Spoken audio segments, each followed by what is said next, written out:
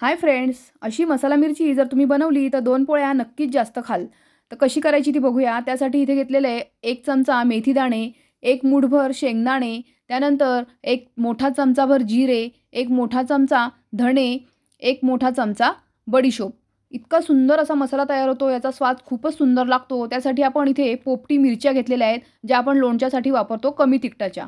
त्यानंतर एक पॅन घ्यायचा आहे. पॅन गरम झाल्यानंतर त्यामध्ये आपण शेंगदाणे हलकेसे असे भाजून घ्यायचे आहेत. गॅस अगदी बारीक ठेवायचा आहे आणि मंद गॅसवरती गोल्डन होईपर्यंत छान शेंगदाणे भाजत घ्यायचे आहेत.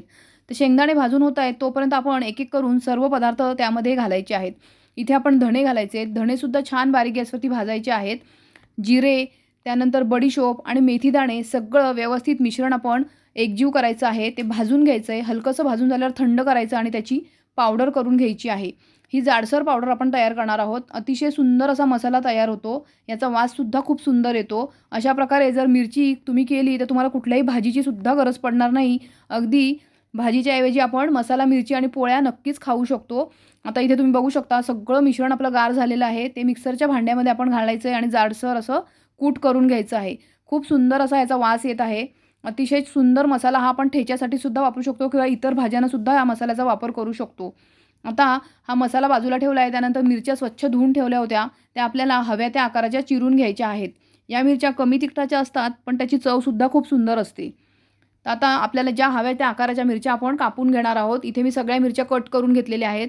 फ्रेंड्स, जर तुम्ही चॅनलवर नवीन असाल तर चॅनलला सबस्क्राईब करा. रेसिपी आवडली तर एक कमेंट जरूर करा. तुम्ही केलेल्या कमेंटमुळे आम्हाला नक्कीच प्रोत्साहन मिळतं आणि नवीन नवीन रेसिपी मी शेअर करत जाईल.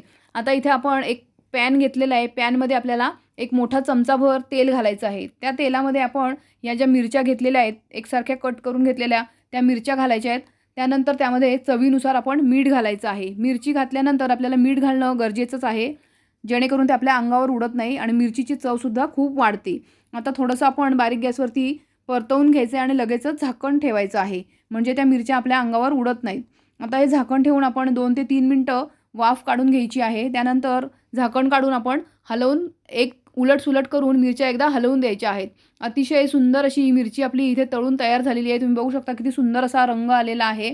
यापेक्षा जास्त आपल्याला फ्राय करायची नाही आहे.